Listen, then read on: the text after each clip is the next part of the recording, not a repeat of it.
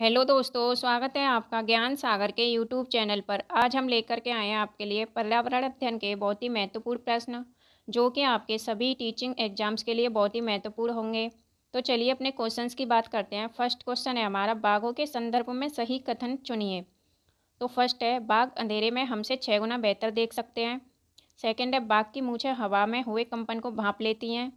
Third है, बाघ की प्रत्येक स्थिति में आवाज़ एक जैसी होती है। फोर्थ है, प्रत्येक बाघ का अपना एक सुनिश्चित क्षेत्र होता है। तो इसका कूट दिया है।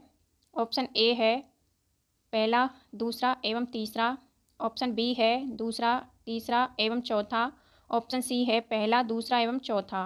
ऑप्शन डी है पहला, तीसरा एवं चौथा। तो इसका सही आंसर होगा ऑप्शन नंबर सी, पहला, दूसरा एवं चौथा। अगला प्रश्न है, कुछ पौधे ऐसे भी होते हैं जो चूहों, मेंढकों, कीड़े मकोड़ों और छोटे जीवों को खाकर अपना भोजन बनाते हैं।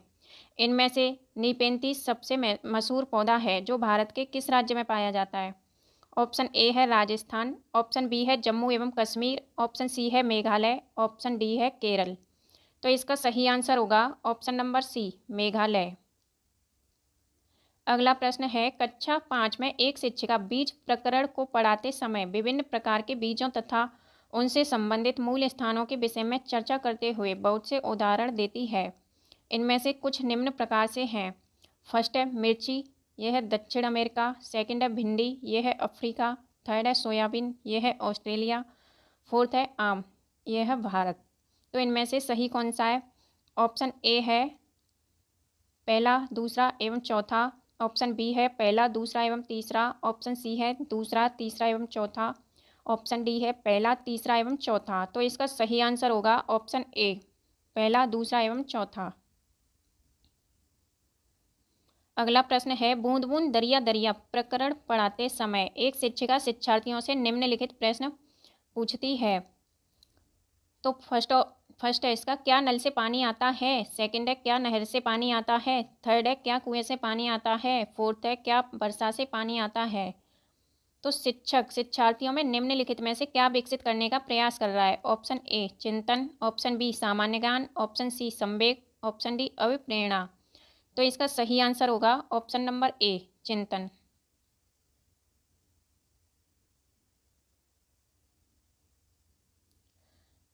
अगला प्रश्न है, किसकी दवाई बनाने में बहुत पुराने समय से ही सिनकोना नामक पेड़ की छाल का प्रयोग किया जाता है? पहले इसकी छाल को उबाला जाता है और फिर छानकर उपयोग में लाया जाता है। ऑप्शन ए है एड्स। ऑप्शन बी है मलेरिया। ऑप्शन सी है काली खांसी। ऑप्शन डी है तपेदिक। तो इसका सही आंसर होगा ऑप्शन नंबर बी, मलेरिया।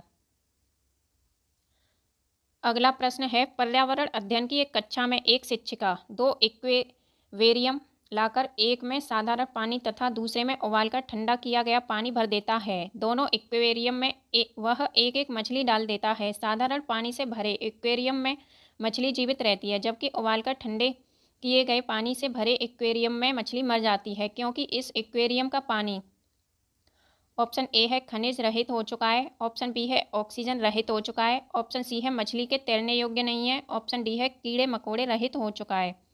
तो इसका सही आंसर है ऑप्शन नंबर बी, ऑक्सीजन रहित हो चुका है। नेक्स्ट है, इतिहासकार अल बरूनी ने भारतीय तालाबों के विषय में निम्नलिखित में से क्या लिखा है? ऑप्शन ए, तालाब के चारों ओर चबूतरे बने होते हैं। ऑप्शन बी, चबूतरे बनाने में बांस का प्रयोग किया जाता है। ऑप्शन सी, चबूतरे के मध्य नीचे जाती हुई सीढ़ियों की लंबी कतारें होती हैं। ऑप्शन डी, चढ़ने तथा उतरने के लिए अलग अलग रास्तों का प्रयोग होता है। तो इसका सही आंसर है ऑप्शन नंबर बी, चबूतरे बनाने में बांस का प्रयोग किया जाता है। अगला प्रश्न है, प्राथमिक स्तर पर पर्यावरण अध्ययन के अंतर्गत आकलन में शामिल होना चाहिए। ऑप्शन ए, शिक्षक द्वारा असंरचनात्मक विधि से किए गए अवलोकन को शिक्षार्थियों और अभिभावकों के साथ बांटना। ऑप्शन बी है शिक्षार्थियों की शैक्षिक उपलब्धि आंकने के लिए प्रत्येक सप्ताह का कक्षा कार्य। ऑप्शन सी है प्रत्येक सप्ताह औपचारिक रूप से परीक्षाओं का आयोजन। ऑप्शन डी है प्रत्येक सप्ताह के अंत में उनकी खेल प्रगति को प्रगति पत्र में दर्ज करना। तो इसका सही आंसर होगा ऑप्शन नंबर ए, शिक्षक द्वारा असंरचनात्मक विधि से किए गए अवलोकन को शिक्षार्थियों और अभिभावकों के साथ बांटना। अगला प्रश्न है, निम्न में से कौन सा अक्षर नीचे दिए गए आरेख में प्रदूषण रहित यातायात को प्रदर्शित करता है? तो ये दिए गए हैं पहला दिया गया है मोटरसाइकिल, दूसरा है साइकिल, तीसरा है पानी का जहाज। तो ऑप्शन ए है ए, ऑप्शन बी में है बी, ऑप्शन सी में है सी, ऑप्शन डी है डी। तो इसका सही आंसर कौन सा होगा? इसका सही आंसर होगा ऑप्शन सी। अगला प्रश्न है, तालाब से सटे हुए खेत थे, खेतों में धान की फसल थी, किसानों ने अपनी फसल में कीटनाशक का अत्यधिक प्रयोग किया। जब तेज वर्षा हुई तो खेतों से जल बहकर तालाब में चला गया। कुछ समय बाद तालाब की अधिकांश मछलियां मृत अवस्था में पानी की सतह पर आ गईं। ऐसा किस प्रदूषण के कारण हुआ? तो ऑप्शन है, पहला है वायु, दूसरा है जल, तीसरा है मृदा, चौथा है जलवायु। तो इसका सही आंसर है ऑप्शन नंबर बी, जल। अगला प्रश्न है, पारितंत्र की कौन सी एक विशेषता सही नहीं है? ऑप्शन ए है पारितंत्र प्राकृतिक एवं सांस्कृतिक संसाधन तंत्र है, ऑप्शन बी है पारितंत्र खुला हुआ तंत्र होता है, ऑप्शन सी है पारितंत्र गत्यात्मक होता है, ऑप्शन सी है पारितंत्र में अनुक्रमिक परिवर्तन होता है। तो इसका सही आंसर होगा ऑप्शन नंबर ए, पारितंत्र प्राकृतिक एवं सांस्कृतिक संसाधन तंत्र है। अगला प्रश्न है, विद्यालय बहुत सी सहगामी क्रियाओं की व्यवस्था करता है, इसके प्रति आपका क्या दृष्टिकोण होगा? ऑप्शन ए, कोई विशेष प्रतिक्रिया नहीं होगी, ऑप्शन बी, सभी क्रियाओं में योगदान देंगे, ऑप्शन सी, केवल जिनमें रुचि होगी, ऑप्शन डी, केवल उनमें जिनको प्राचार्य करेंगे। तो इसका सही आंसर होगा ऑप्शन नंबर बी, सभी क्रियाओं में योगदान देंगे। अगला प्रश्न है, पर्यावरण शिक्षा की आवश्यकता है। ऑप्शन ए, पर्यावरण प्रदूषण रोकने के लिए, ऑप्शन बी, पर्यावरण की रक्षा करने के लिए, ऑप्शन सी, पर्यावरण को समझने के लिए, ऑप्शन डी, पर्यावरण संरक्षण के लिए। तो इसका सही आंसर होगा ऑप्शन नंबर डी, पर्यावरण संरक्षण के लिए। अगला प्रश्न है, यदि आप छात्रों को किसी ऐतिहासिक स्थल पर घुमाने ले जाएंगे तो आप बालकों से क्या अपेक्षा करेंगे? ऑप्शन ए, बालक प्रत्येक स्थान को ध्यान से देखें और उसके बारे में शिक्षक से प्रश्न करें, ऑप्शन बी, बालक चुपचाप सब कुछ देखें, शिक्षक से कोई प्रश्न न करें, ऑप्शन सी, बालक यदि कुछ पूछना चाहें तो अपने प्रश्न अपनी अभ्यास पुस्तिका में लिख लें, ऑप्शन डी, बालक आनंद से घूमें, शिक्षक को भी आनंद से घूमने दें। तो इसका सही आंसर होगा ऑप्शन नंबर ए, बालक प्रत्येक स्थान को ध्यान से देखें और उसके बारे में शिक्षक से प्रश्न करें। अगला प्रश्न है, जीव मंडल है। ऑप्शन ए, पृथ्वी पर रहने वाले सभी जंतु, ऑप्शन बी, पृथ्वी पर रहने वाले सभी पौधे, ऑप्शन सी, पृथ्वी पर रहने वाले सभी जीवधारी, ऑप्शन डी, पृथ्वी तथा उसका वातावरण जिसमें जीवधारी रहते हैं। तो सही आंसर होगा इसका ऑप्शन नंबर डी, पृथ्वी तथा उसका वातावरण जिसमें जीवधारी रहते हैं। अगला प्रश्न है, सूक्ष्म शिक्षण के संदर्भ में कौन सा कथन सही है? ऑप्शन ए, छोटे पैमाने पर पढ़ाना ताकि अधिगम सुसाध्य हो सके, ऑप्शन बी, ऐसे स्तर पर पढ़ाना ताकि विद्यार्थी पर पाठ्यचर्या का बोझ कम हो, ऑप्शन सी, प्रभावी अधिगम शिक्षण के लिए अवधारणाओं को छोटे छोटे कौशलों में तोड़ना, ऑप्शन डी, बहुत कम शिक्षण करना। तो इसका सही आंसर होगा ऑप्शन नंबर सी, प्रभावी अधिगम शिक्षण के लिए अवधारणाओं को छोटे छोटे कौशलों में तोड़ना। अगला प्रश्न है, हम जिस परिवार में जन्म लेते हैं जिसमें बड़े होते हैं उस परिवार की विशेषता नहीं है। ऑप्शन ए, परिवार एक सामाजिक संस्था है, ऑप्शन बी, परिवार में वैवाहिक अनिवार्यता होती है, ऑप्शन सी, परिवार राजनीतिक नियमों पर आधारित होता है, ऑप्शन डी, परिवार सामाजिक सुरक्षा की बुनियादी इकाई है। तो इसका सही आंसर है ऑप्शन नंबर सी, परिवार राजनीतिक नियमों पर आधारित होता है। अगला प्रश्न है, निम्नलिखित में से कौन सतत एवं व्यापक मूल्यांकन का एक उद्देश्य नहीं है? ऑप्शन ए, याद रखने पर बल देने के बदले सीखने की प्रक्रिया पर बल देना, ऑप्शन बी, शिक्षार्थियों को सीखने की प्रक्रिया एवं परिवेश के बारे में उपयुक्त निर्णय लेना, ऑप्शन सी, अध्यापन एवं अधिगम प्रक्रिया को शिक्षक केंद्रित कार्यकलाप बनाना, ऑप्शन डी, बोधात्मक, मनोप्रेरक और भावात्मक कौशलों के विकास में सहायता करना। तो इसका सही आंसर होगा ऑप्शन नंबर सी, अध्यापन एवं अधिगम प्रक्रिया को शिक्षक केंद्रित कार्यकलाप बनाना। अगला प्रश्न है, एक विज्ञान शिक्षक कक्षा 6 के शिक्षार्थियों को हवा के गुण पढ़ाने के लिए समूहों में क्रियाकलाप करवाने की योजना बनाता है। वह समूहों का नेतृत्व करने वाले शिक्षार्थियों का चयन किन गुणों के आधार पर करेगा? ऑप्शन ए है, विद्यार्थियों को भूमिका करने का आदेश देना और उनकी अपनी समझ के अनुसार कार्य करवाना, ऑप्शन बी, मुख्य भूमिकाएं होशियार विद्यार्थियों को देकर सुनिश्चित कर लेना कि उनका समूह सबसे पहले कार्य कर लेगा, ऑप्शन सी, योग्यता अनुसार भूमिका देना, प्रोत्साहित करना व सभी समूह सदस्यों के साथ समन्वय बनाए रखना, ऑप्शन डी, भूमिका चयन करने की स्वतंत्रता, अपनी गति से कार्य करना और समझना।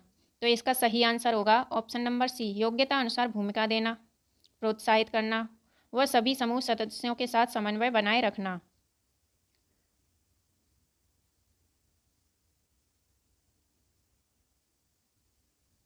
अगला प्रश्न है, पर्यावरणीय प्रदूषण पर दिया जाने वाला दत्त कार्य या असाइनमेंट निम्नलिखित में से किस प्रकार शिक्षार्थियों की सहायता करेगा। ऑप्शन ए, पर्यावरणीय प्रदूषण पर शिक्षार्थियों को सूचना खोजने, अपने विचारों का निर्माण करने और उन पर संवेदनशीलता जागृत करने का अवसर प्रदान करता है। ऑप्शन बी, दत्त कार्य शिक्षार्थियों के साथ साथ अभिभावकों को भी जागृत करता है। ऑप्शन सी, प्रतिदिन पर्यावरणीय प्रदूषण पर गृह कार्य तथा कक्षा में अभ्यास कार्य के रूप में दत्त कार्य शिक्षार्थी में जागरूकता का विकास करता है। ऑप्शन डी, उपर्युक्त सभी कथन सत्य हैं। तो इसका सही आंसर होगा ऑप्शन नंबर डी, उपर्युक्त सभी कथन सत्य हैं। अगला प्रश्न है, आपके विद्यालय में ऐसे शिक्षार्थी भी पढ़ते हैं जो अपने घर वालों का धनार्जन में हाथ बटाते हैं, इसीलिए ये छात्र पढ़ाई, गृह कार्य आदि पर यथोचित ध्यान नहीं दे पाते हैं। ऑप्शन ए है, आप कक्षा में उन्हें प्रताड़ित करेंगे व उनके सम्मुख उनके माता पिता को भी बुरा भला कहेंगे जो उनके लिए शिक्षा का व्यय नहीं जुटा पाते। ऑप्शन बी है, उनके सामाजिक व आर्थिक स्तर का उपहास करते हुए उन्हें पढ़ाई छोड़ने के लिए कहेंगे। ऑप्शन सी है, उनकी क्षमता पर संदेह करेंगे व उन्हें हतोत्साहित करते रहेंगे। ऑप्शन डी, मानवीय दृष्टिकोण अपनाएंगे और प्रोत्साहन एवं सहायता देकर उनका मनोबल बढ़ाते रहेंगे। तो इसका सही आंसर है ऑप्शन नंबर डी। अगला प्रश्न है, पर्यावरण पाठ्यक्रम में क्रियाकलापों का क्या महत्व है। ऑप्शन ए, शिक्षार्थियों की योग्यताओं और उनके ज्ञान से सुमेलित सही, नवीनतम और निष्पक्ष जानकारी उपलब्ध कराना। ऑप्शन बी, शिक्षार्थियों पर कार्यभार डालना जिससे उनके कार्य करने की क्षमता बढ़े। ऑप्शन सी, आगे की शिक्षा के लिए अधिक प्रयोगवादी बनाना। ऑप्शन डी, उपर्युक्त में से कोई नहीं। तो इसका सही आंसर होगा ऑप्शन नंबर ए, शिक्षार्थियों की योग्यताओं और उनके ज्ञान से सुमेलित सही, नवीनतम और निष्पक्ष जानकारी उपलब्ध कराना। अगला प्रश्न है, ककड़ी कौन सा भाग खाने में प्रयोग किया जाता है, यानी ककड़ी का कौन सा भाग खाने में प्रयोग किया जाता है। ऑप्शन ए, भ्रूणपोष। ऑप्शन बी, बीज। ऑप्शन सी, संपूर्ण। ऑप्शन डी, अंतः फल वित्ती। तो इसका सही आंसर होगा ऑप्शन नंबर सी, संपूर्ण। नेक्स्ट प्रश्न है, क्वथन तथा बाष्पीकरण में अंतर स्पष्ट करते हुए प्रीति अपनी कक्षा में 3 गलत तथा 1 सही उत्तर शिक्षार्थी को बताती है। ऑप्शन इसका फर्स्ट है, क्वथन से किसी पदार्थ की अवस्था बदल जाती है किंतु बाष्पीकरण से नहीं। सेकंड है, क्वथन से द्रव का आयतन कम हो जाता है किंतु बाष्पीकरण से नहीं। थर्ड है, बाष्पीकरण किसी भी तापमान पर हो सकता है किंतु क्वथन नहीं। फोर्थ है, क्वथन से द्रव का वाष्प में परिवर्तन देखा जा सकता है किंतु बाष्पीकरण में नहीं। तो इसमें सही उत्तर कौन सा है। ऑप्शन ए है पहला, ऑप्शन बी है दूसरा, ऑप्शन सी है तीसरा, ऑप्शन डी है चौथा। तो इसका सही आंसर होगा ऑप्शन नंबर सी, तीसरा। अगला प्रश्न है, निम्नलिखित में से कौन सा क्रियाकलाप शिक्षार्थियों के लिए पर्यावरण अध्ययन के लिए शिक्षण हेतु उपयुक्त नहीं है। ऑप्शन ए है, शिक्षार्थियों द्वारा विद्यालय के पर्यावरण के घटकों का विद्यालय पर पड़ने वाले प्रभावों के विषय में एक रिपोर्ट तैयार करना। ऑप्शन बी है, घरों में पाए जाने वाले जीवों के विषय में जानकारी इकट्ठा करना। ऑप्शन सी है, ग्राम या आसपास में स्थित नर्सरी में पाए जाने वाले पौधों का अवलोकन करना। ऑप्शन डी है, घरों में पाए जाने वाले कीटों को पकड़कर मार डालना। तो इसका सही आंसर होगा ऑप्शन नंबर डी, घरों में पाए जाने वाले कीटों को पकड़कर मार डालना। अगला प्रश्न है, किससे अभिप्राय अनुभवों की उस नियोजित श्रृंखला से है जो उद्दीपक अनुक्रिया संबंध के संदर्भ में प्रभावशाली मानी जाने वाली दक्षता की ओर अग्रसर करती है। ऑप्शन ए है, अभिक्रमित अनुदेश। ऑप्शन बी, अभिप्रेरणा। ऑप्शन सी, सृजनात्मकता। ऑप्शन डी, योजना। तो इसका सही आंसर है ऑप्शन नंबर ए, अभिक्रमित अनुदेश। अगला प्रश्न है, पर्यावरण अध्ययन के शिक्षार्थियों को चिड़ियाघर ले जाने से उन्हें सहायता मिलेगी। ऑप्शन ए, प्रकृति के प्रति अपना सम्मान प्रदर्शित करने में। ऑप्शन बी, दोस्तों के साथ मौज मस्ती करने में। ऑप्शन सी, पर्यावरण संरक्षण के लिए कौशल का विकास करने में। ऑप्शन डी, कक्षा अधिगम को वास्तविक स्थिति से जोड़ने में। तो इसका सही आंसर होगा ऑप्शन नंबर डी, कक्षा अधिगम को वास्तविक स्थिति से जोड़ने में। अगला प्रश्न है, किससे बचने के लिए आवश्यक है कि अपने आसपास पानी जमा न होने दें, तालाबों में मछलियां छोड़ दें ताकि वे मच्छरों के लार्वे खा जाएं, मच्छरदानी का प्रयोग करें, जमा हुए पानी में मिट्टी का तेल छिड़कें आदि। ऑप्शन ए है, मलेरिया और डेंगू। ऑप्शन बी है, चेचक और मलेरिया। ऑप्शन सी है, डेंगू और आई फ्लू। ऑप्शन डी है, टाइफाइड और हैजा। तो इसका सही आंसर है ऑप्शन ए मलेरिया और डेंगू। नेक्स्ट प्रश्न है निम्नलिखित में से क्या पर्यावरण अध्ययन में शिक्षण हेतु सर्वाधिक उपयुक्त है। ऑप्शन ए शिक्षार्थियों के कक्षागत अनुभव को बाहरी दुनिया से जोड़ना। ऑप्शन बी है शिक्षार्थियों हेतु यह सूचना उपलब्ध कराना कि उन्हें कौन सी पुस्तक पढ़नी चाहिए। ऑप्शन सी शिक्षार्थियों को विभिन्न विषयों पर व्याख्यान देना। ऑप्शन डी पर्यावरण अध्ययन से संबंधित तकनीकी शब्दों का आकलन करना। तो सही आंसर है इसका ऑप्शन नंबर ए शिक्षार्थियों के कक्षागत अनुभव को बाहरी दुनिया से जोड़ना। नेक्स्ट प्रश्न है प्रश्नोत्तर विधि में यह विचारणीय है कि ऑप्शन ए पाठ्यपुस्तक के शब्दों एवं वाक्यों को प्रयोग किया जाए। ऑप्शन बी है बालकों को प्रश्न के उत्तर देने के लिए तैयार होने को कहा जाए। ऑप्शन सी है छात्रों को प्रश्न के उत्तर स्वयं सोचकर देने को कहा जाए। ऑप्शन डी है छात्रों के स्वैच्छिक उत्तरों पर आश्रित रहा जाए। तो इसका सही आंसर है ऑप्शन नंबर सी छात्रों को प्रश्न के उत्तर स्वयं सोचकर देने को कहा जाए।